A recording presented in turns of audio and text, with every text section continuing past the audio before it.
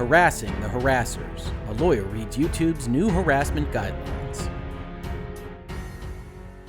Hello and welcome to another episode of Virtual Legality. I'm your host, Richard Hoeg, managing member of the Hoeg Law business law firm of Northville, Michigan. And today, while I was looking at doing an episode for Virtual Legality, I thought it might be another episode in our Blizzard of Backlash series about Chinese involvement in various things on video game-related sites, including now some stuff that's happening with Valve's Steam platform, or maybe even about Epic Games and their controversy that they are having either with more dance lawsuits, suing their testers for leaks, or otherwise getting involved with declaring Google and the Google Play Store a monopoly and potentially bringing an antitrust claim. Before I got to all of that, I wound up looking at various pieces of my social media infrastructure, and I found, yet again, that YouTube is in the news and is making some noise. So as I went to my Twitter today, I took a look at some of the trends and some of what was happening, and I saw a hashtag called YouTube is over party. And I said, okay, well, I know a number of people were upset or concerned about what was happening on December 10th with the update to their terms and conditions. Maybe this is about that. Maybe it's another thing about COPPA. Nope, it's about something entirely different today. As a matter of fact, YouTube has once again gone into its policies and procedures and changed up its harassment policy, or more specifically, it added some specificity around what it calls its harassment and cyberbullying policy, all of which we're going to go through. If you haven't been to Virtual Legality before, one of the things we like to do is we like to do kind of layperson read-throughs of terms and conditions, blog posts like the ones that YouTube uses to describe what it's doing, and just talk about what I see there and certain issues that I see there. So as I was looking at this post, and we don't need to dive in here because we're going to look at the actual language in their blog post, I also went and looked at my various spots in my dashboard for YouTube, and sure enough, just like when they had all the COPPA changes that got people up in arms a month or so ago, we've got another blue bar at the top that says we made changes to our harassment policy to better protect both creators and users from abuse while making sure that YouTube continues to be a place for free expression. In other words, they're trying to say, hey, we've got a change in policy. You should probably check it out, but be assured we have balanced everything correctly. We still want to be for free speech, but we want to keep people from abuse. Overall, I think we can all agree that that's a fairly decent thing to say. That's a reasonable stance to take, but obviously the devil is in the details. And as I have talked about before, those details can be very, very important. As a matter of fact, when all of this started, and I think this led directly to what we are seeing today with the Carlos Maza, Steven Crowder, YouTube guidelines, all the stuff that got into the news over the summer, where Steven Crowder was called out for using slurs and sexually provocative language against Carlos Maza. YouTube reviewed his videos and at first decided that they weren't violating his policies and then decided that maybe they were, but it got all pretty fuzzy from there.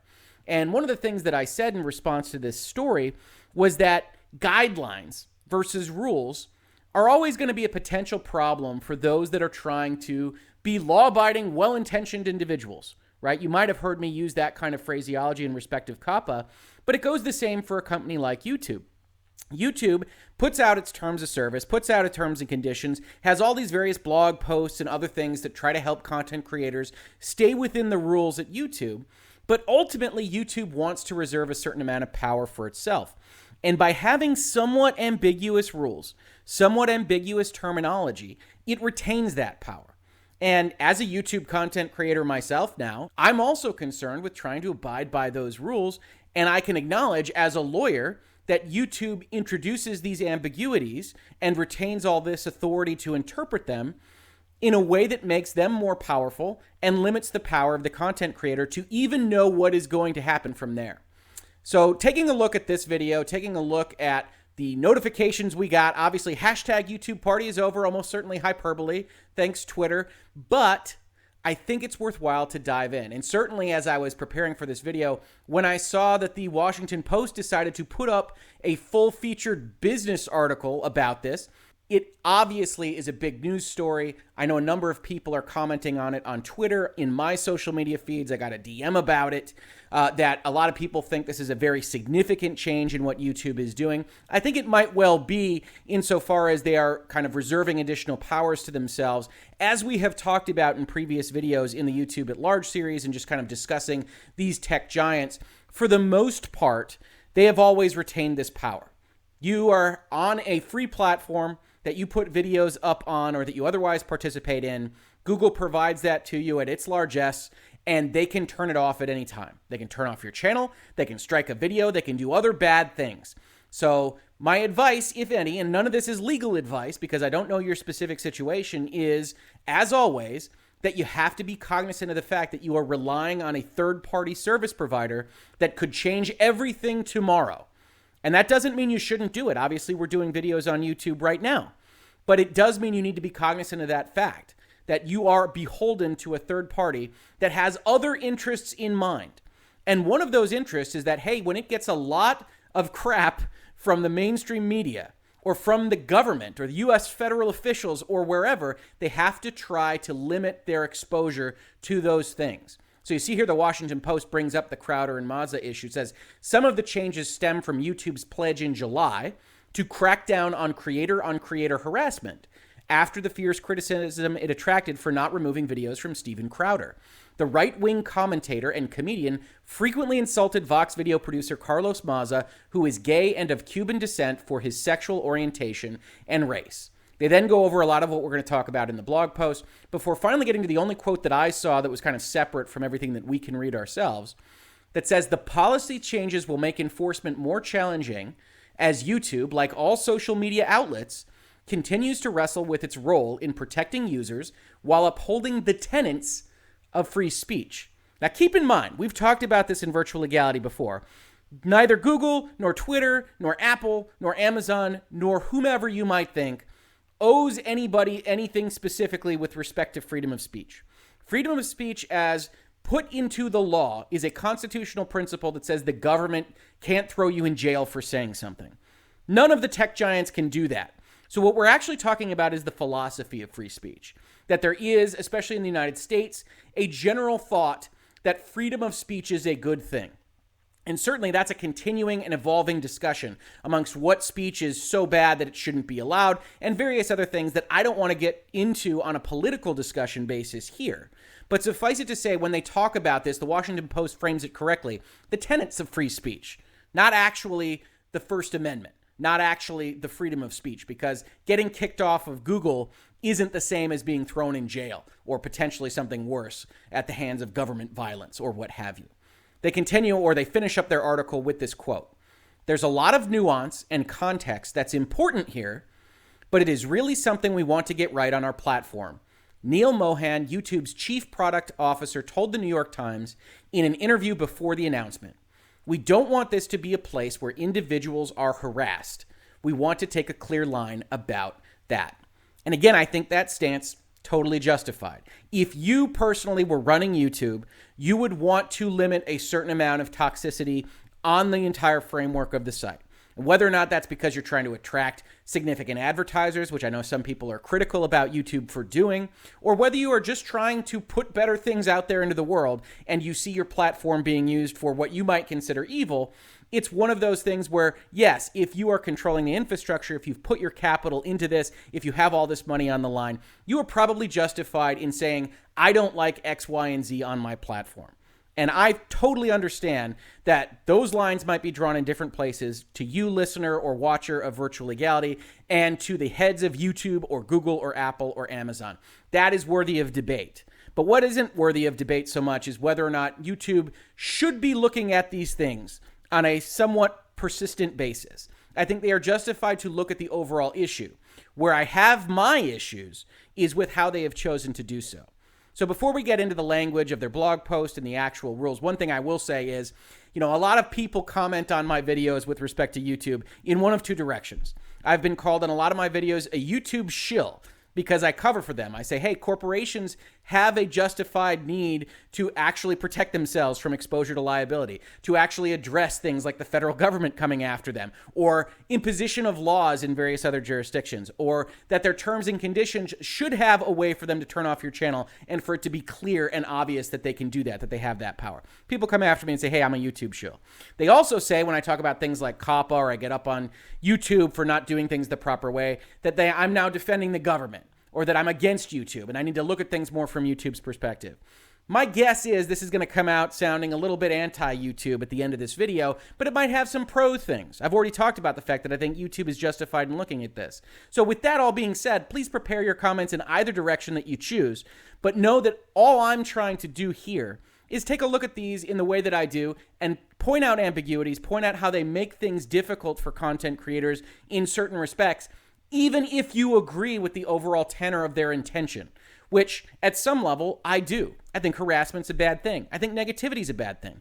One thing I hope you never hear in Virtual Legality is an ad hominem attack on another. You've seen me do videos where I disagree, somewhat stridently in certain instances with other people. But for the most part, I like to assume the good faith of their argumentation, and you'll never hear me attack them for any of the characteristics that we're about to talk about.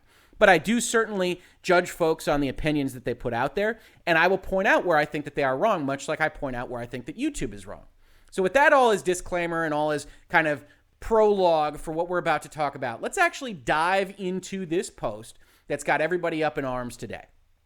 An update to our harassment policy.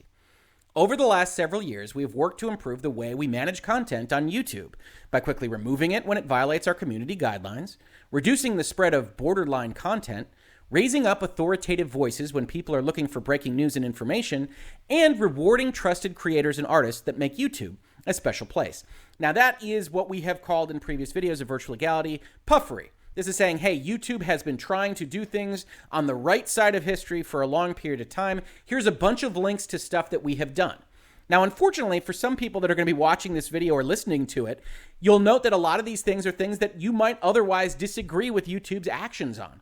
Raising up authoritative voices, meaning the CNNs and the Fox Newses and the Guardians of the world, against what might be expert commentary but that don't have that kind of cachet, has been a thorn in the side of a number of well-justified YouTube creators for some time now.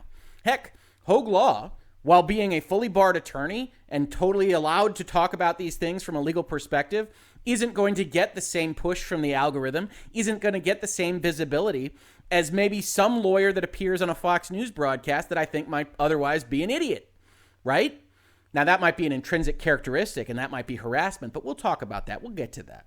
But in other words, raising up those authoritative voices, having YouTube decide what is borderline content or not, all of those things, I think, rub folks that are maybe freedom of speech traditionalists the wrong way. So that being the start of this blog post is unlikely to put people in the proper stance that YouTube wants them in as they continue to read this. I think that's part of the issue with how this messaging has been perceived. Today, we are announcing a series of policy and product changes that update how we tackle harassment on YouTube. Okay. We systematically review all our policies to make sure the line between what we remove and what we allow is drawn in the right place, and recognized earlier this year that for harassment, there is more we can do to protect our creators and community. Again, I think that's referring primarily to the Crowder-Maza issue, and you can check out that earlier video that I did on that, where we talk about issues much like the ones that we are discussing today. Harassment hurts our community by making people less inclined to share their opinions and engage with each other. Now that, to me, is a great thesis statement.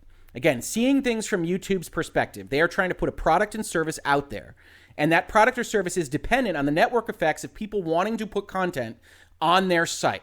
And if you don't want to put content on their site, YouTube has got a problem. So just looking at things holistically, I think we can agree. You say, hey, if too many people feel like they're getting attacked, that YouTube, regardless of freedom of speech and everything else that you might be considering, as a business, has a justifiable need to go and look at that and say, if that is hurting the number of people that would otherwise be participating in our site, maybe we should do something to curb it. That's separate from government interference. That's separate from all the other things we might discuss. Overall, I think that's a pretty good thesis. We heard this time and again from creators, including those who met with us during the development of this policy update. We also met with a number of experts who shared their perspective and informed our process, from organizations that study online bullying or advocate on behalf of journalists to free speech proponents and policy organizations from all sides of the political spectrum. Now, that's just an interesting kind of division, right? That seems to be set up as a sentence that says these are basically two sides, online bullying and then advocate on behalf of journalists. Advocate on behalf of journalists is the one that really jumps out at me. Usually I think of journalism and journalists as on the First Amendment freedom of speech side, right? They've got the freedom of press. Generally speaking, they're for the advancement of knowledge out there. YouTube seems to be framing this as online bullying and on behalf of journalists against free speech proponents.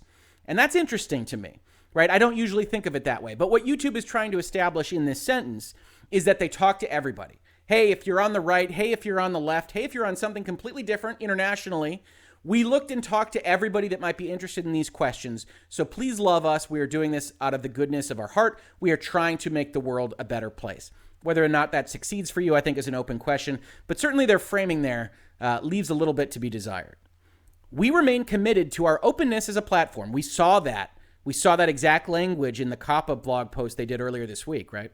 And to ensuring that spirited debate and a vigorous exchange of ideas continues to thrive here. However, we will not tolerate harassment, and we believe the steps outlined below will contribute to our mission by making YouTube a better place for anyone to share their story or opinion. Now, the devil's in the details. I think we can generally agree, most of us, with the philosophy espoused here. Debate of ideas, battle of ideas, all good. They will not, however, tolerate harassment. And what is harassment? YouTube's had a little bit of difficulty defining that. A stronger stance against threats and personal attacks. We have always removed videos that explicitly threaten someone, reveal confidential personal information, or encourage people to harass someone else. Great. Then as a lawyer, I look at this and say, okay, if you've always done that, you've always had the authority to do that, or at least you've asserted it, so that sentence isn't terribly useful for any changes because you have always done that. So what have you actually changed?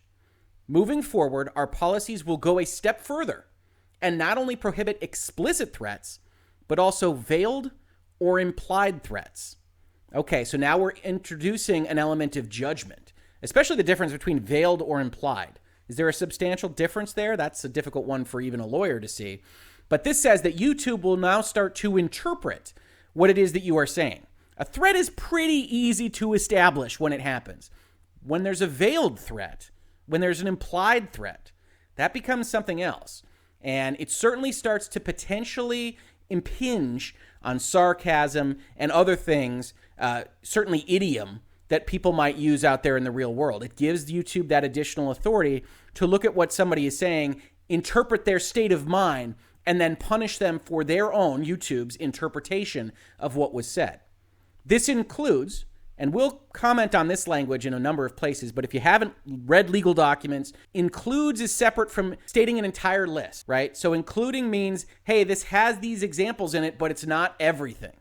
This includes content simulating violence towards an individual or language suggesting physical violence may occur. No individual should be subject to harassment that suggests violence. So on this paragraph, they put the meat in the middle, and then they put sentences on either side that we are pretty easy to agree with, right? We've always removed videos that explicitly threaten someone. No individual should be subject to harassment that suggests violence. Okay, those are easy things for most people to agree to. But again, what does it mean when you say veiled or implied? This includes certain things, so I can't take like somebody and burn them in effigy. Okay, I guess I get that now. But if it only includes that, what else are you considering? Beyond threatening someone, there is also demeaning language that goes too far. Now, we need to unpack that. We are now no longer attacking just explicit threats. We're including veiled or implied threats. And even in the absence of a direct threat, demeaning language is going to be something that we're going to look at. But not just all demeaning language. This sentence implies that certain demeaning language is fine. The only issue is demeaning language that goes too far. And who's actually going to be judging that? YouTube. But they didn't give us any kind of criteria to work with as to what it means to go too far. They say, okay, well, to establish a consistent criteria for what type of content is not allowed on YouTube, we are building upon the framework we use for our hate speech policy. We will no longer allow content that maliciously insults someone based on protected attributes, such as their race, gender expression, or sexual orientation. And that protected attribute list also includes things like age, caste, religion, things of that nature. This applies to everyone, from private individuals to YouTube creators to public officials. Now, we're going to actually get into the rules that they put up there today.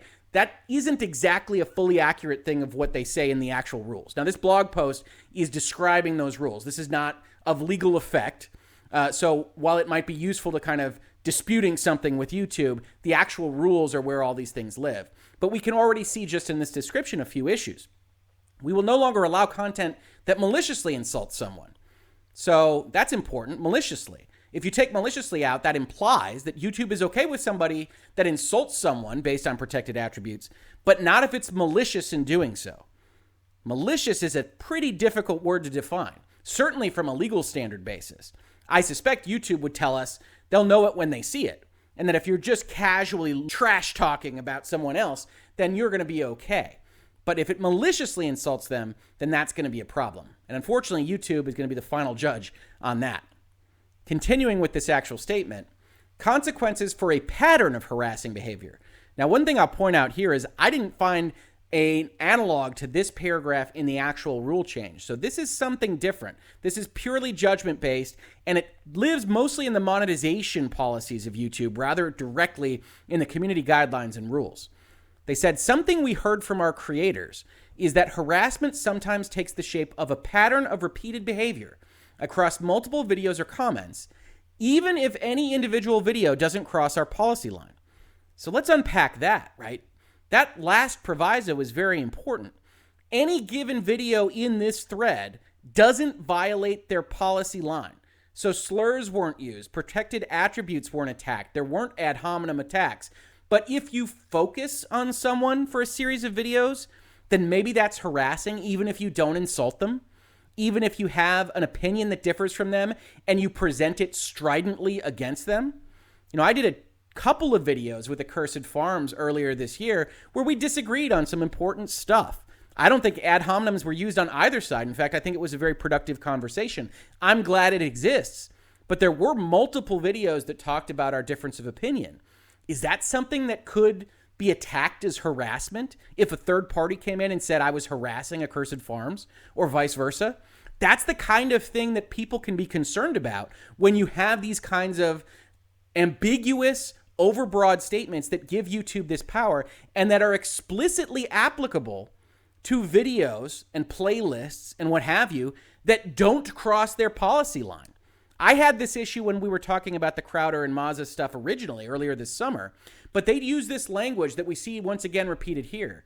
Channels that repeatedly brush up against our harassment policy will be suspended from the partner program, monetization, limiting their ability to make money on YouTube. Brush up against is not a legal standard. In fact, it implies very explicitly that you didn't violate their harassment policy. If you repeatedly almost violate their harassment policy, they can take your money away. That's not a good legal standard. And again, we started out this video talking about how YouTube is justified in looking to clean some of this stuff up. I agree with that stance. You don't have to agree with me on that. But I agree with overall that YouTube should be looking at this stuff. But when you say you don't have to cross the line in order to fall afoul of our harassment policy if you target someone for a series of videos, and even if that doesn't cross the line in and of itself, if you brushed up against it a couple times. So now we're 2 steps removed from an actual violation of their policy, we can take all your money away, which is pretty much the same, especially for big YouTubers, as canceling them completely. These are things that people are justified in worrying about. And YouTube has done a bad job describing this. As I said, this paragraph doesn't actually appear in their new rules at all.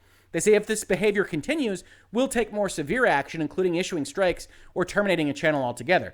If it's fully demonetized, I'm not sure there are more significant things they can do against people. So yeah, you can terminate their channel at that point because they probably stopped putting up content in any event.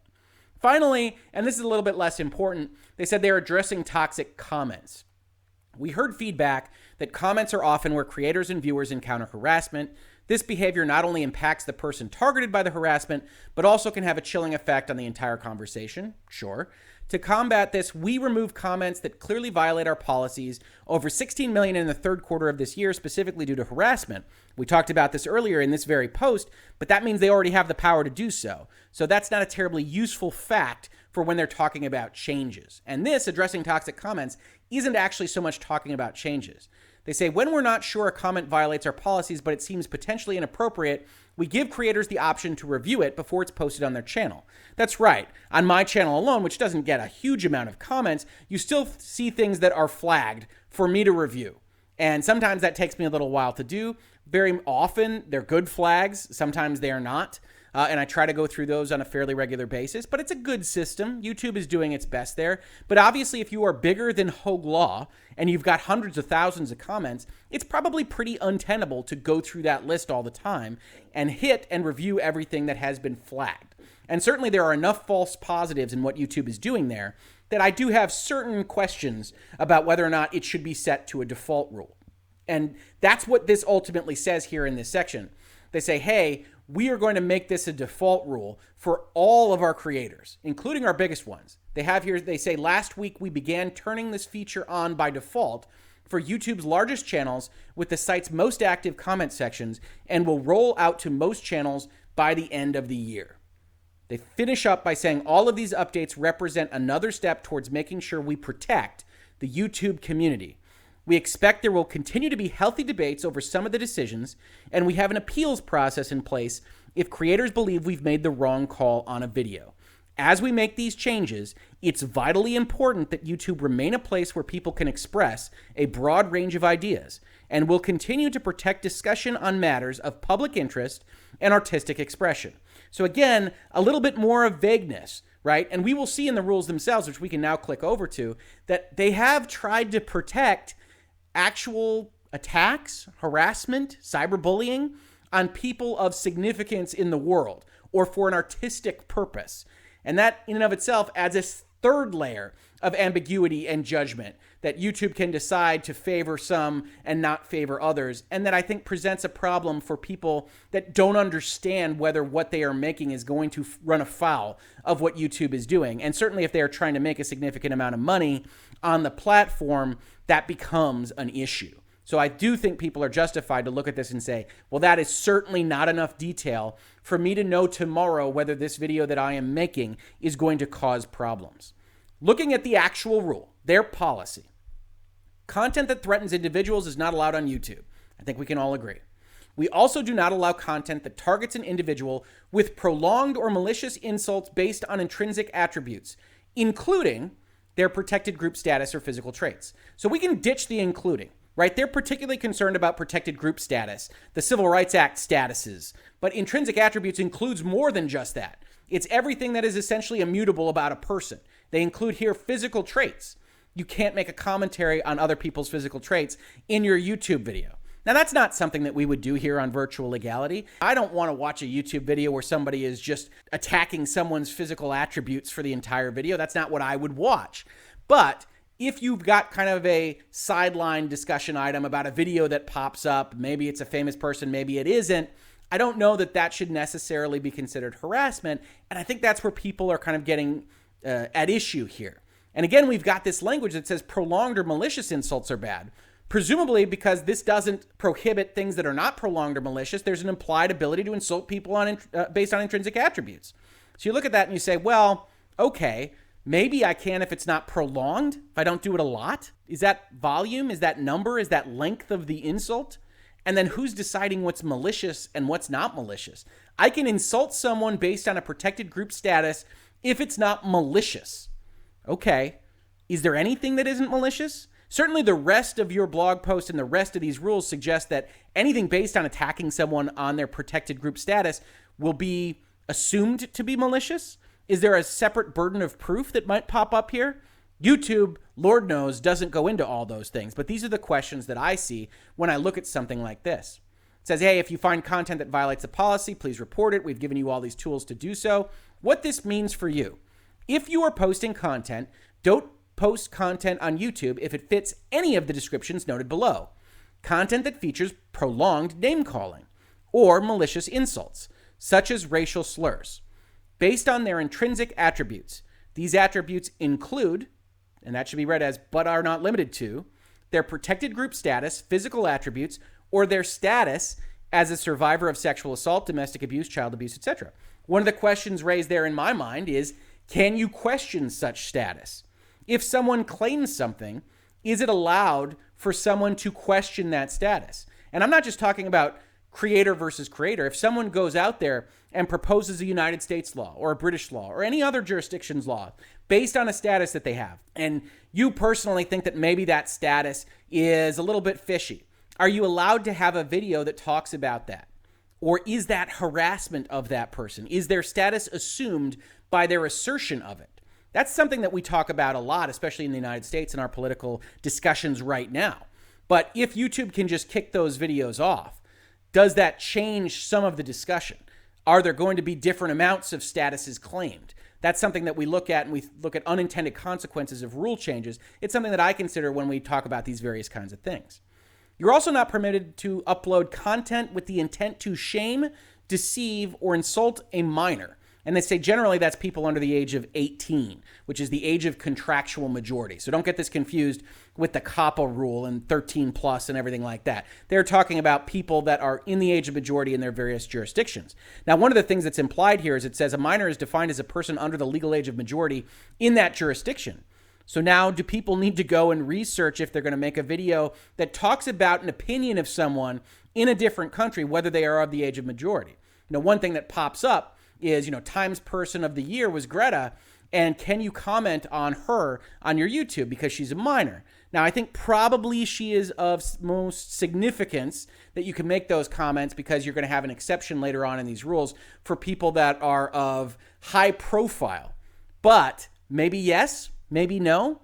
And is there a step that you can take that would make it overly malicious such that, yes, you can comment on it, but if it's malicious, then YouTube can kick it off? These are the kinds of questions that people are now going to have to be dealing with, and that's without a lawyer. And certainly lawyers that are, going through these various kinds of things for well-heeled clients can only go so far as to predicting what Google will do with these rules. They also prohibit revealing someone's private information, inciting others to harass, encourage abusive fan behavior such as dogpiling or off-platform targeting. That's difficult, right? If you have a big fan base and you just say something against someone else, I think we all know that there's a certain mob mentality that goes into social media. And if you say, hey, definitely don't dogpile this person, I'm not sure that actually does what YouTube would think it might do. I think it might encourage the dogpiling in and of itself. So you get into this all big discussion about what the obligation of someone with a significant fan base should be if they are going to disagree with someone. So if you have a significant social media presence on, say, Twitter, do you have separate disclaimer obligations? Do you put a card up that says, no matter what I say here, I am explicitly disclaiming and telling you not to dogpile someone based on this video? I don't know. Is that an obligation to stay on YouTube? It might be. Content making an implicit or explicit threats of harm. Implicit threats include threats that don't express a specific time, place, or means, but may feature weapon brandishing, simulated violence, etc. Okay. Posting by vigilantes, restraining or assaulting an identifiable individual, content that depicts creators simulating acts of serious violence against others, content featuring non-consensual sex acts, unwanted sexualization, or anything that graphically sexualizes or degrades an individual. Note the graphically there. It looks to me, again, like you can probably sexualize or degrade an individual so long as it's not graphic in nature. A lot of questions there. Content that displays or shows how to distribute non-consensual sexual imagery. This policy applies to videos, video descriptions, comments, live streams, and any other YouTube product or feature. So comments are included in these kinds of things. You can't say something about how hot someone is. Potentially, YouTube could come after you. I don't think that's very likely. I think probably that's what they mean when they require it to be graphic in nature. But you have to be cognizant of these things now. That just saying that in respect of a video on YouTube could be deemed something that is a problem under their rules. Now, not only does this list apply to all those things such as comments, as you'll see in yellow, note that it is not a complete list. So again, don't post content on YouTube if it fits any of the descriptions noted below. Note that these list of descriptions is not complete. That's a tricky thing for somebody to comply with. I do object to YouTube framing it in that way. You need to have a set of rules. And if you're going to have an inclusive list, if you're going to have things that are illustrative of what your overall concept is, you need to have a statement that that is what you are trying to prohibit. This is not a complete list. Anything that otherwise might be considered harassment, YouTube can determine it to be harassment at some point in the future. Sorry about that. Hope your channel doesn't get burned is no way to go through life. And unfortunately, that's what they've put out there. When we get to the exceptions, you see similar language. We may allow content that includes harassment if the primary purpose is educational, documentary, scientific, or artistic in nature. We may. We may not. This is not a free pass to harass someone. Some examples include debates related to high-profile officials or leaders, content featuring debates or discussions of topical issues concerning people who have positions of power, like high-profile government officials or CEOs of major multinational corporations. When we talk about something like Crowder versus Maza, is Maza, who has a sufficient role at Vox, is that a high-profile person? He's certainly not a leader or official, but they do have a certain amount of profile. Again, I'm not the kind of person that would slur anybody. So we're talking about these things in the abstract. But is this exception designed to cover things like that? I'd argue no, because that was the inciting event towards this whole thing. And you see here, they will also take a harder line on content that maliciously insults someone based on their protected group status, regardless of whether or not they are a high-profile person. So we are going to allow this in certain ways, and you can harass people, but not maliciously based on protected group status. There was a way to write this that would be clearer, that you've got a kind of hierarchy of insults, malicious insults, insults based on protected group status, what's allowed, what's not allowed. They didn't do that. So this is all a mess of what you might otherwise comply with, primarily because what they want people to do is not come anywhere near any of these lines. And at some level, I agree with that. But the lines are drawn very vaguely, very haphazardly, and it's very difficult for someone that does want to engage in some of this activity, but not cross this line, to know where that line is. You are also allowed scripted performances, insults made in the context of an artistic medium, such as a scripted satire, stand-up comedy, or diss track. Note, this is not a free pass to harass someone and claim, "I was joking." It's unclear to me exactly why scripting out what you're about to say is more significant than non-scripting out. We don't script out virtual legalities, but we do say things of significance in terms of opinions and our interpretation of language. Does the fact that we didn't script it out change whether or not what we say could be considered harassment? I'm not sure that makes a lot of sense. And also, you're allowed to give harassment education or awareness. You're allowed to have a video that says this is harassment and then give an example of that harassment to explain to someone what harassment is, which makes sense, but is a very limited scope exception.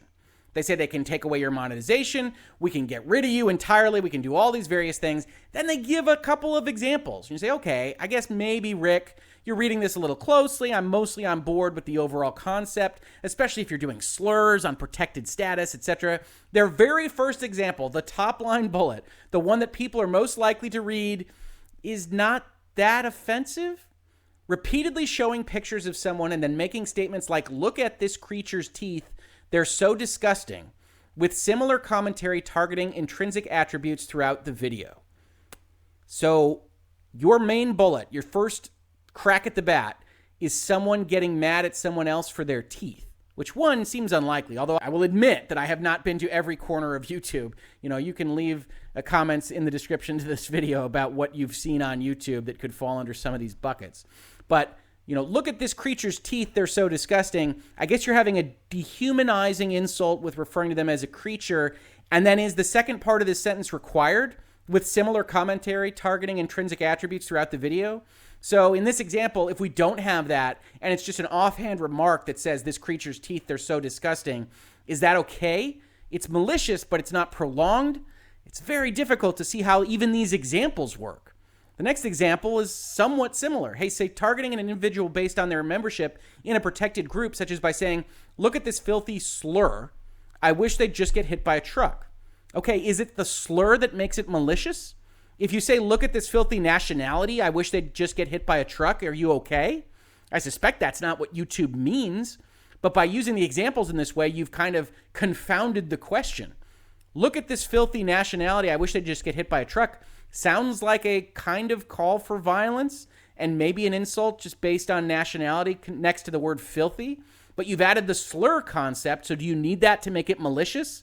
You can see how even a lawyer looks at this and says, I don't know exactly what you're talking about, YouTube. If someone were to come into my office and ask me for advice on these things, I would be at a loss on certain amounts of these policies. Now, we can give YouTube the benefit of the doubt if we're so inclined and say they're going to clean this stuff up. This is the first day of putting this stuff out there. But presumably this went through their legal department. This went through their public relations people. This went through their chief executive officer. And this was approved for going out there to the world.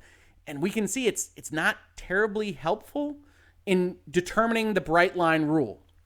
Continuing with their examples, using an extreme insult to dehumanize an individual based on their intrinsic attributes. For example, look at this dog of a woman. She's not even a human being. She must be some sort of mutant or animal. Okay, that sounds pretty bad. That's an extreme insult to dehumanize an individual, which isn't necessarily a specific category of things you're not allowed to say, but I think we can agree that it's pretty bad. Is that based on their intrinsic attributes because of a woman? None of this seems to be applied solely to womanhood or the female attributes of the person in question. So it is dehumanizing. Is this based on their intrinsic attributes? Does it matter if it were based on their intrinsic attributes? Should this sentence properly say, just using any extreme insult to dehumanize an individual? What are you getting from the yellow language, YouTube? And again, it's unclear.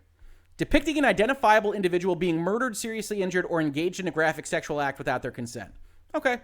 You know what? You see no blue, you see no yellow. That one's pretty easy to understand. Gotcha. Accounts dedicated entirely to focusing on maliciously insulting an identifiable individual.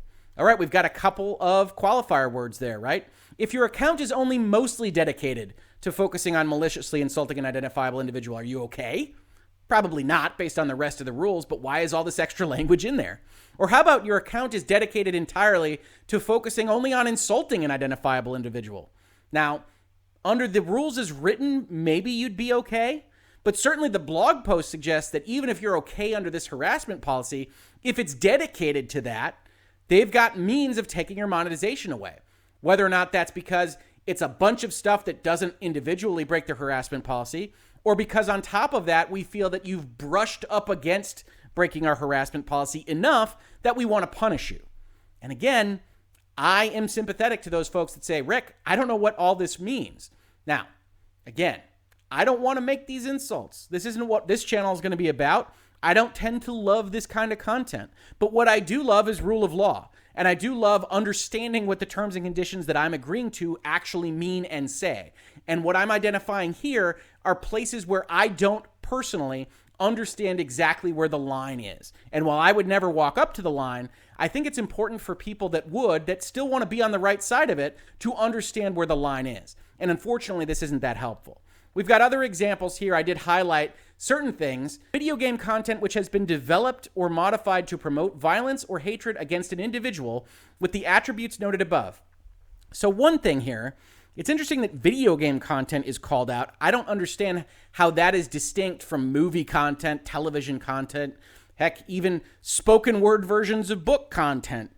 And whether or not it's been developed to promote violence or hatred against an individual is a relatively open question, right?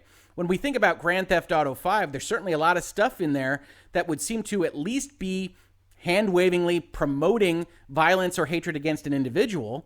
Then you say, with the attributes noted above, what attributes are you talking about? There aren't attributes noted above. Is that protected classes? Is that intrinsic attributes, physical attributes? What is this a reference to? And again, you see some of the puppet strings, right, behind legal drafting. This probably was in a different place at some point that did, in fact, reference attributes above it, but it no longer does so. And then finally, the kicker, the icing on the cake. Please remember that these are just some examples. And don't post content if you think it might violate the overall policy. If you think it might violate the overall policy, I'm not sure that anything on earth one couldn't think might violate the policy because it's all in YouTube's head. And YouTube hasn't even decided what it's going to interpret as harassment yet. And these examples, as we've just talked about now for 20 minutes, are all over the place. So you can't give us an exclusive policy. You say, hey, this is only a set of examples of what the policy even is. And then when we give you fact-based examples, you say, hey, that's not exclusive either. Please just don't post anything that you might think is harassment, which is fine. YouTube wants to retain that power. But the reason I did this video, the reason we've had these talks about YouTube guidelines, Twitter guidelines, Facebook guidelines, other tech giant guidelines, is because they reserve so much power to themselves that, in my opinion, people are justified in being concerned about what YouTube might choose to do in the future. And if you go and you look on social media and you look at YouTube's over party and everything else, you see that YouTube has apparently already taken steps against some creators that I'm not familiar with and that you might be familiar with if you're watching this video. So you can leave the comments to this video describing what's been happening, that YouTube's actually been doing on these things up until now based on this policy. But overall, as a lawyer, what I wanted to point out is just how difficult it is to parse when you have all this extraneous language. Prolonged, malicious, intrinsic, may not. This is not an exclusive list. Please just understand what we mean by harassment, even though we can't take the time or can't figure out exactly how to define it for you. Oh, and by the way, the blog post we will use to announce these rule changes won't entirely match up with the rule changes themselves, and you just have to know that the blog post should be read as essentially also informing our decision-making, even though that blog post will probably disappear into the ether and be relatively unfindable while this rule lives on into next year and beyond. So I have a lot of problems with this, and that's coming from a position of someone that overall sees what YouTube is trying to do and from a broad level respects it and acknowledges that it's overall probably a pretty good thing for their product or service. This is not how I would recommend writing rules. And I think when you are dealing with people that don't parse this language, that just want to put videos up, and they get concerned about violating these rules, or more specifically about a third party deciding that they violated these rules, reporting them, and then getting in trouble with this thing that they are trying to build up on this third party platform, then I have sympathy for that. And unfortunately, the end kind of conclusion of this video is that rules like this are in fact a problem. And if you've got that problem, I recommend commenting on them to YouTube and saying, hey, I'm okay with the overall thrust of this, or not, if you're not. But even if I'm okay with it, you need to do a much better job explaining where the lines are, because I simply don't know where they are. I don't know what malicious means because you didn't define it. I don't know what prolonged means because you didn't define it. I don't know what extra powers you are claiming for the partner program because you didn't even include them in the new set of rules. And if I'm only going to brush up against violation and not violate them and you're going to do bad things to me, I think I need to know exactly what that means in the long term as well. So I hope this was of some use to you if you are a content creator or if you're just interested in what YouTube's doing today, why it's in the Washington Post and otherwise. If you like this, please subscribe. We are talking about these kinds of things in Virtual Legality all the time. This is a relatively long video for us. We like to keep them a little bit shorter, but we definitely have a playlist called YouTube at Large where we are talking about YouTube's terms and conditions, their continuing efforts to meet the obligations of the government and their users and the media and everyone else. And YouTube's had some difficulty with it. So we have some pointed videos. We also have some videos that defend what YouTube's doing. At the end of the day, however, if you caught this on YouTube, thank you so much for watching it there. And if you listen to it in its podcast form, thank you so much for listening. And I will catch you on the very next episode of Virtual Legality. Virtual Legality is a YouTube video series with audio podcast versions presented as commentary and for education and entertainment purposes only. It does not constitute legal advice and does not create an attorney-client relationship. If you have legal questions about the topics discussed, please consult your own legal counsel.